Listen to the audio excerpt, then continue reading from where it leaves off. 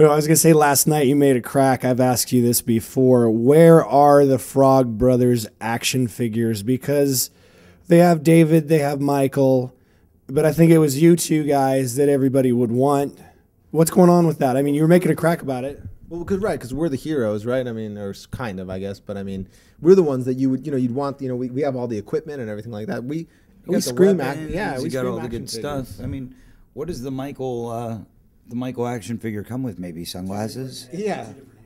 Right. Not very exciting for kids, is it? No. They didn't think that one through too well. His legs and arms don't even move. Right. Yeah, that's no good. We got stakes. We got water guns. In this one, he's got a water grenade, launcher. Come on. Right. Holy water grenade launcher. Yes. Semi-automatic, of course.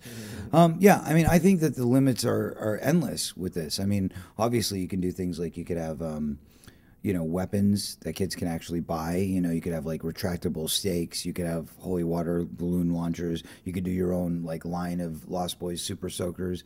I mean, how about some Frog Brothers bobbleheads?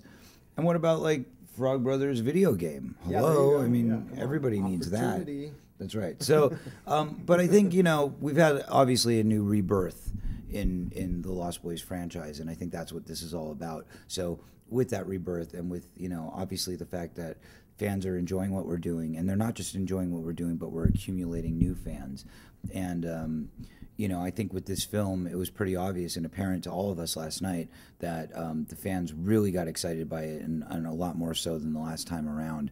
I think that the unanimous kind of overall consensus between everybody was that this film superseded the last one. And my goal as a producer, was to make sure that that's what happened. So I think that we achieved our goal.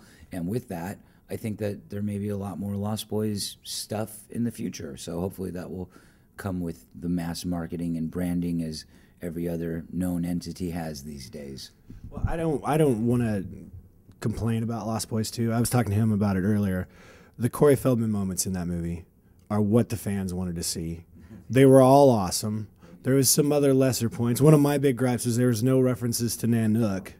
One of my favorite scenes of the first movie. Now, I want to know, was... I would have known that because we didn't get any references. No, this is what I was going to say. Well, that's what I was going to say. I was going to say, was it a conscious reference to have Alan come in when he does? Because he kind of has the Nanook scene in this film. Well, I've always thought of him as a dog, and he's quite furry actually in this movie. So he looks more like Nanook than any other character in the film. I would say that much. Right, and anyone who knows me in real life knows I'm a dog. Right. Yeah. No, he's got the blue eyes. I think it's a good point. I didn't even think about that, but it's true. Like in this movie, I've got the jump on the vampire, not literally, but jump on the vampire and push him into the bath, But coming in at this time when, maybe in the first movie, the Frog Brothers were down and, weren't able to follow through on some of their bravado. Well, in this one, you're right. I have that moment in this one, so it's a good point. It could also be the grandpa moment too, couldn't it? I also have the grandpa moment. I'm picking up lots of moments in this one. Right. He's stealing the show. Is the bottom line. I almost forgot about that. This movie opens with a great scene that references the first movie in all the ways us as fans. I can say this because I saw Lost Boys like 1,000 times when I was a kid. So I know what the fans want. I'm not just, a guy that doesn't know. And the beginning of the movie is so great, and the rest of the movie is great. And I know you said you took a lot of people's feedback from the second. Can you kind of talk about that and how you actually wanted to make this the movie that it is? First of all, as probably a lot of people know, I wasn't very involved with the making of the second film. It was something that was kind of an afterthought. Originally, when they approached me on the level of doing it kind of as a cameo. It was kind of an upgraded cameo. And, one of the things that I was very resilient about is I didn't want to be involved with the film at all if it didn't include, some of the co-stars of the film that made it great. Me doing a cameo didn't really serve a lot in my mind to, making it a Lost Boys film. What made it a Lost Boys film was, incorporating both Frog Brothers, having Sam Emerson be a part of it. And that was very, very important to me. Now, obviously, because of things being what they were at the time, in a realistic standpoint, we never actually achieved that goal. We never got there. So I think there were some similarities. There were some nuances. It certainly was part of the Lost Boys family, but I don't think that we really hit the nail on the head. This time around, when they approached me about coming back, I said, look, if I'm going to come back, and particularly if I'm going to be a producer on it, what matters most to me is giving the fans exactly what they want. And so I've worked very hard at trying to kind of keep my finger on the pulse of what the fan society was crying for. And the way that I do that is I have a blog on my website, which is called CoreyFeldman.net. I know you guys know about it because you reference it a lot on your website. Our website's They're almost linked together, right? MovieWeb./Feldman.net. But anyway, right. And I appreciate it. So, point being, through websites like yourself and other fan sites, I pay attention to what the bloggers are saying. I read the blogs, I read the reviews, I read everything that's going on. I try to be very informed and educated on what the pulse is out there.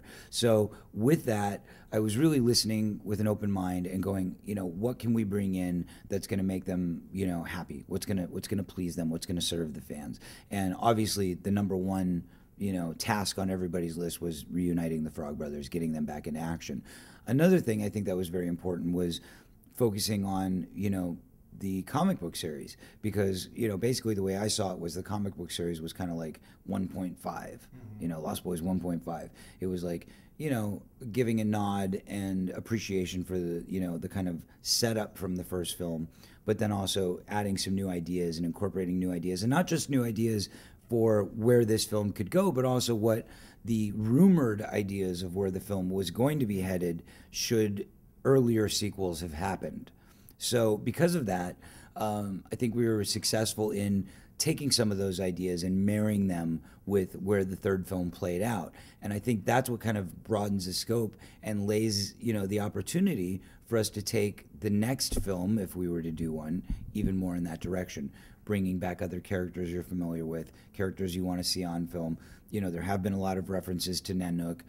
If you notice, in The Tribe, we had a little reference to the sweaty sax guy, because that was one of the big things, So little Easter eggs, that the fans will love. And one of the things that I'm very resilient, now that we got the Frog Brothers back, now that it is the Frog Brothers back in action, I think my next goal, should we do another, would be to try and reincorporate Laddie into the scene, because I think, I think that's one of the really things. Cool. Where is the actor that originally played Laddie? I'm sorry, I'm not familiar with what became of him after he was in Lost Boys. I mean, would you have the same gentleman come back? Chance Corbett. He's actually turned into a very handsome, young, good-looking man. So Chance is a great guy. He's a great guy, still a good actor. Yeah, he did a bunch of acting afterwards, and then he actually went in the Army for a little while.